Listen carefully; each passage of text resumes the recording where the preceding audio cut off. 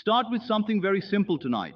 Think back to something from yesterday, not anything big or emotional, just something ordinary. Maybe a short conversation, a meal you had, a small trip somewhere, a moment that passed almost unnoticed.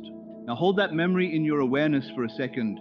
Notice something important about it. You are not hoping it happened. You are not trying to convince yourself it was real. You are not waiting for it to show up. There is no tension around it, no doubt, no effort to believe in it. It simply sits there in your awareness as something finished, something settled, something that happened and is no longer in question. That calm, neutral sense of it already is what I want you to understand deeply tonight. Because that exact feeling is the state you must learn to bring to your desire. Not the excitement of something you are chasing, not the emotional high of something you think might come, not even the confidence that it is on its way, but the quiet certainty of something already completed. And when you genuinely enter that state, not as imagination alone, but as inner experience, something very powerful begins to shift. The sense of distance between you and your desire starts to dissolve. What felt far away begins to feel close, and reality, in a way that seems almost effortless, starts reorganizing itself to match what you have accepted as already true in consciousness. This is what we are really exploring here. But first, we need to clear the most common mistake. Most people relate to their desires as future events. They place them somewhere ahead of themselves in time. They think in terms of one day or someday. When I get the money, I will feel secure. When I meet the right person, I will feel complete. When I succeed, everything will finally change. At first glance, this seems harmless, motivating even. But look deeper at what is actually happening. Every time you define your desire as something in the future, you are also confirming where it is not. You are telling yourself, without realizing it, that it is not here. And that placement is everything, because the future is not a place you move into. It is not a destination waiting ahead of you. It is only an idea the mind uses to measure time. But all experience, every single one of them, only ever happens now. There has never been a moment outside of the present, not once, not ever. So when you keep your desire in the later, you are effectively keeping it out of reach, because you are placing it in a space that does not exist as an experienced reality. And there is something even more subtle happening underneath that. When you say, I will be successful, what is the hidden message in that statement? It is the quiet assumption, I am not successful now. When you say, I will find love, the underlying feeling becomes, I am without love now. When you say, I will be secure, the present moment is defined as, I am not secure now. And consciousness always responds to what is being assumed in the present tense. It does not respond to wishes, it responds to state. So if your current inner position is not yet, then everything you experience will continue reflecting not yet. Not because something is wrong with you, but because you are continuously generating experience from that position. This is why so many people feel stuck. They imagine, they affirm, they try, but the inner sense of its coming never actually becomes it is done. So reality keeps reflecting the distance. Now here is where everything begins to change. You cannot pull something into your life by constantly reaching forward toward it. That movement keeps it ahead of you. Instead, you bring it into your experience by shifting how you relate to it internally. You treat it as something that has already happened. I know that sounds unusual at first, but stay with this idea. When something is in your past, what is your relationship to it? You are not trying to make it real. You are not hoping it will occur. You are not preparing yourself for it. You are not emotionally reaching toward it. You simply remember it. Even if it was meaningful, even if it changed you, even if it was important, your relationship to it is still one of quiet acceptance. It is done. It is part of your experience. It is no longer unfolding. It has unfolded. That is the exact inner posture you are being asked to adopt toward your desire. Not pretending, not forcing belief, but shifting identity into the feeling of, this is already part of my life story. From Neville's vision, this is the turning point most people miss completely. They try to create from wanting instead of from having. They stay in anticipation instead of fulfillment. And those two states produce entirely different outcomes. When you move into the feeling of completion, when your inner world accepts it as already done, you stop sending signals of lack, you stop reinforcing distance, you stop projecting separation, and instead, you begin to inhabit the state that naturally expresses itself as fulfillment in the outer world. So tonight, the invitation is simple. Stop going toward your desire in your imagination. Instead, let it come toward you in your awareness until it feels like it is already behind you, already part of what has happened, already settled into your experience the way yesterday is settled into your memory. Because in that state, you are no longer waiting for life to change. You are remembering a version of life where it already has. You don't try to convince yourself it will happen. You don't sit in tension wondering if it's coming. You don't force belief or wrestle with doubt. You simply stand in a quiet inner knowing that it already did.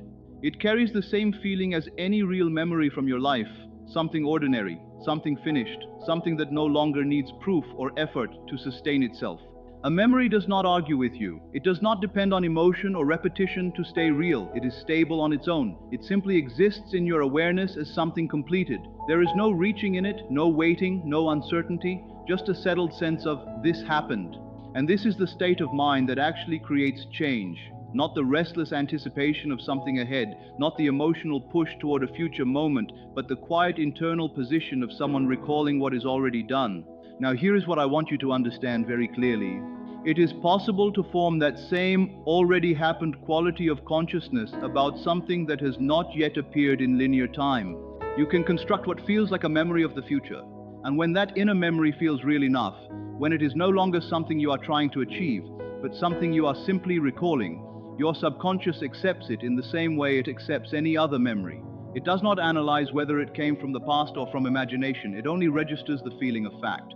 And once something is accepted internally as fact, everything begins to reorganize around it. Your attention shifts, your instincts shift, your choices subtly shift. You start noticing different possibilities, responding differently, moving differently. Life begins to align itself with the inner assumption you are holding. Not because something mystical is being forced, but because your perception has changed its foundation. Now here is the practice. Before you sleep tonight, you are going to do something different from usual imagining. You are not going to project forward into a moment of receiving something. You are going beyond that entirely. You are going to place yourself after it has already happened. Not at the moment of arrival, not in the excitement of it beginning, but after it has already become normal in your life.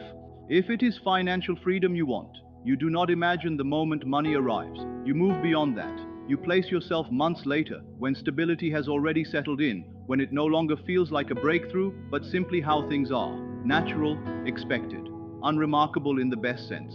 If it is a relationship, you do not focus on the meeting or the early excitement. You move past that. You find yourself months into it when it has blended into your daily life so completely that it feels like it has always been there. No longer new, just familiar presence. If it is health you are focusing on, you do not stop at improvement or recovery beginning. You go further. You step into the period where health is already restored, where your body is no longer something you are trying to fix, but simply something you live in without concern or attention. Always after, never during. Because during still carries effort, during still carries becoming, after carries completion, and completion is the state you are looking for. From that place you are not imagining forward, you are looking backward. You are remembering. For example, if you desired a home, you would not be trying to picture getting it. You would place yourself in it after it has already been your home for a long time. Everything feels familiar, the rooms are known, the experience is settled. And from that settled state you begin to recall how it unfolded. You might think to yourself, I remember when we first got the keys. Everything had been uncertain for so long and then suddenly it wasn't. It was just done. You might recall calling someone close to you, barely able to express how relieved you felt. You might remember the first morning light in that space and how natural it felt, like you had always belonged there. There is no striving in that inner recollection, no hope, no tension, only the quiet sense of something that already took place. And that is the shift. Because in that moment you are no longer trying to influence reality from the position of lack. You are inhabiting the consciousness of fulfillment. You are not asking for it. You are remembering it. And memory carries a certainty that imagination alone cannot produce. It feels finished. It feels established. It feels like, of course, this is how it happened. And from Neville's vision, that is the real turning point most people miss. They keep reaching forward toward their desire when the real shift happens in the feeling of it already being part of your past. Once your inner world accepts that tone of completion, your outer world begins to adjust itself to match it. Not instantly, not dramatically, but inevitably. Because what feels like memory within you becomes the blueprint your life begins to follow. Now let me take you a step deeper, because once you understand what is actually happening beneath this process, your practice stops being guesswork and becomes precision. Your subconscious mind does not operate on clocks, calendars, or linear time. Those are functions of conscious thinking. The deeper part of you, the part that forms habits, beliefs, reactions, and automatic responses, does not separate past, present, and future the way you do intellectually. To it, there is only one thing that matters: what feels like fact.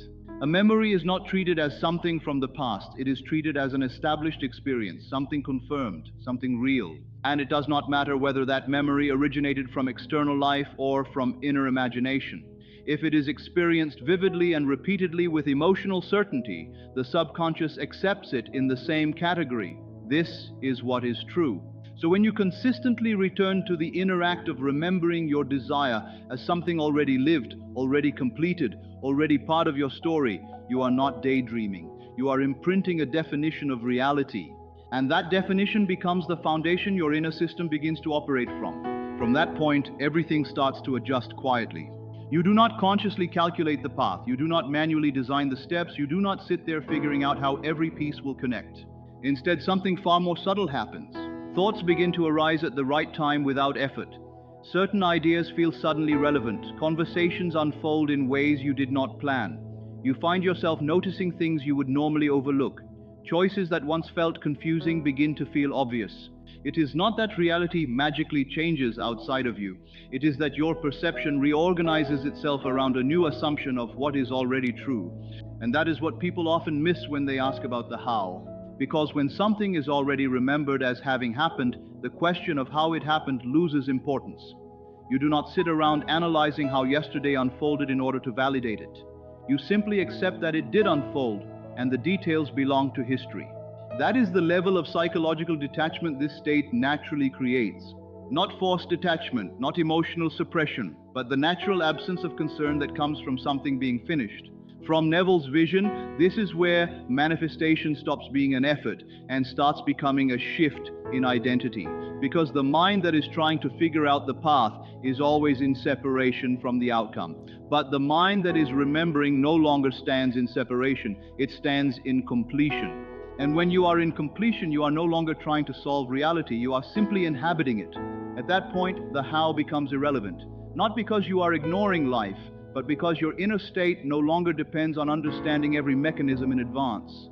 You trust that movement happens from within the system itself. And when resistance to how will this happen dissolves, life is no longer forced into rigid pathways. It becomes flexible, responsive, and unexpectedly efficient. Let me ground this in a real example. There was a woman who had been trying for months to manifest a specific amount of money. She was consistent, she visualized, she affirmed, she journaled, she followed every technique she knew. But nothing in her outer reality shifted in any meaningful way.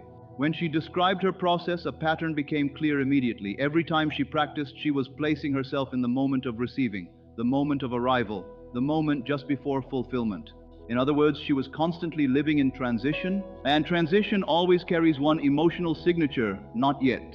So no matter how much effort she put in, her inner state kept reinforcing the same condition. Something is coming, but it is not here. The instruction she received was simple but precise. Stop rehearsing the moment of receiving. Stop living in the arrival point. Instead, move beyond it entirely. Place yourself after it has already been integrated into your life. Not as something new, but as something normal. Then from that settled position, look back and remember how it unfolded. Not imagining it happening, not trying to attract it, but recalling it as though it is already part of your personal history. So she began practicing differently. Each night, instead of visualizing the money arriving, she placed herself in a future where it had already been received, already used, already become part of her reality. And from that inner position, she would simply recall the sequence as if it belonged to her past. And something very noticeable changed for her. The emotional pressure disappeared. Not because she was trying to be detached, but because there was nothing to chase anymore. In the state of remembering, there is no pursuit. There is only acknowledgement. The money had already come. In her inner experience, it was done. So there was no longer anything to desperately wait for. Her outer circumstances had not shifted immediately, but her inner state had completely reorganized, from tension and expectation into calm certainty. And from that point, life began to respond differently. Weeks later, an unexpected call came from a family member she had not relied on or even considered in relation to her desire. She was offered the exact amount she had been focused on through a path she had not planned or predicted. Not dramatic, not forced, not complicated.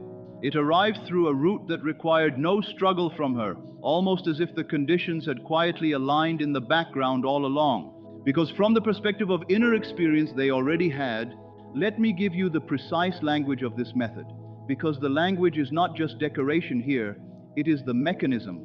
The words you use shape the inner state you enter, and the inner state is what determines everything that follows.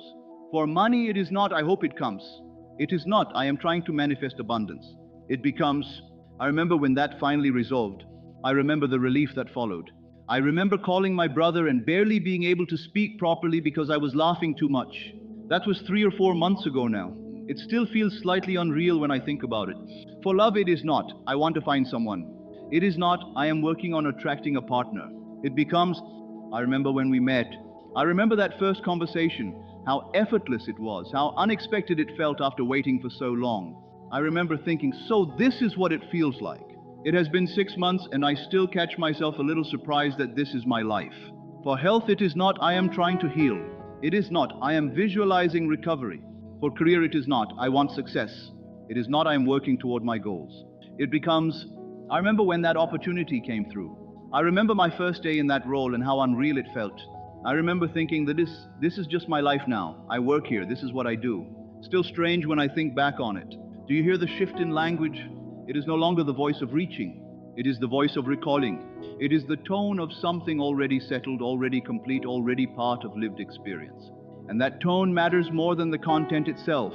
Now, a question often arises when people engage with this deeply. Isn't this self-deception? Isn't it dishonest to form memories of things that have not yet happened in linear time? The answer is no, and understanding why changes everything. Because at the level of consciousness being described here, your desire is not something that needs to be created from nothing. It already exists as a complete possibility within the total field of reality, the full spectrum of what can be experienced. Nothing is missing in an absolute sense. Everything already exists in potential form, fully structured within consciousness before it appears in physical expression. What you call future is not empty space waiting to be filled. It is already complete in a different state of reality, and what you experience physically is simply your movement through selected expressions of that total field. So when you construct a memory of your fulfilled desire, you are not inventing something false. You are shifting identification. You are aligning your awareness with a version of reality that already exists in potential form and treating it as experiential fact. In that sense, it is not fabrication, it is recognition. You are not creating reality from imagination. You are choosing which aspect of reality you are going to treat as already lived, and that choice determines your experience of unfolding. This is also why the physical world often appears delayed. It does not lead, it follows. It is the last layer to register what consciousness has already accepted as real. The inner world is the source, the outer world is the echo, and when your inner speech carries the tone of memory rather than hope, you are no longer asking reality to become something. You are describing something you have already accepted as done, and that inner acceptance has momentum. Now here is your practice clearly defined. 3 points in the day. First, in the morning, before you fully enter the day, just a couple of minutes. You do not project forward, you do not plan, you do not hope. You place yourself after the fulfillment, already there, already living it. And from that settled position, you simply glance back and recall how it unfolded. Let that feeling of this is already part of my life be the tone you carry forward. Second, during the day, whenever your desire appears in your thoughts, you watch the direction of your mind. If it is moving forward toward wanting, waiting, or expecting, you gently redirect it. You shift into yes, I remember that, even briefly, even lightly. Not forcing belief, just changing direction from future tension into past certainty. Third, at night before sleep, you go deeper into the same state. You close your eyes and allow yourself to fully enter that already lived version of your life. Not as the imagination of something coming, but as recollection of something completed. You let it feel ordinary, settled, normal, done, because that is the state that does not reach, it remembers. And what is remembered as real internally begins, quietly and inevitably, to organize itself outwardly as experience.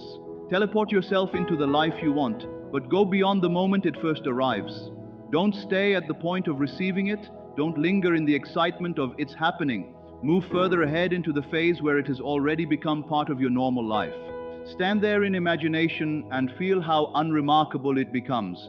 Not exciting anymore, not new, just natural, settled, integrated into your everyday experience.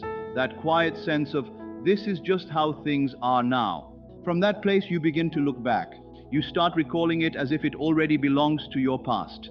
The day it unfolded, the conversation that confirmed it, the phone call that changed everything, the quiet moment when you first fully realized it was real.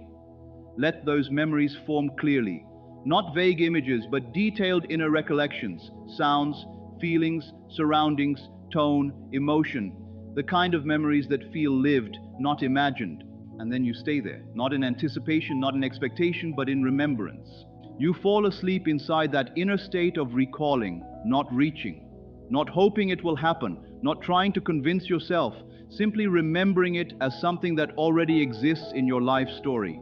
Carry that same feeling into sleep and allow your mind to remain in that settled state as you drift off. In that condition, the subconscious works without resistance, without interference, quietly organizing your perceptions and responses in alignment with what it has accepted as already real. Now let's go deeper into what is actually being understood here. When you move your awareness into a future moment and then look back as if it is already past, you are not literally traveling anywhere in time. There is no real movement involved. Nothing is leaving one place and going to another. Because time as you experience it is not a physical structure divided into separate locations. It is a perception, a way consciousness organizes experience. Past, present, and future are not separate destinations placed in a line. They exist together in the same field of awareness. All of them are present now in potential form, within the same totality of consciousness. It is a bit like waves in an ocean.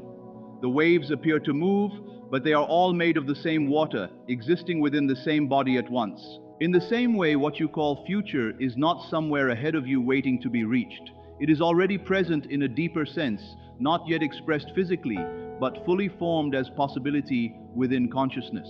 So when you place yourself in a fulfilled version of life and treat it as something you are remembering, you are not inventing something false. You are not constructing a fantasy that has no basis in reality. You are shifting your identification toward a version of experience that already exists in the deeper field from which all experience arises. The movement is not outward into time, the movement is inward into assumption. And from Neville's vision, this is the key turning point. You are not trying to bring something into existence that is absent. You are withdrawing attention from the sense of absence and aligning instead with the inner feeling of completion. Because what feels real within you becomes the structure your outer experience follows.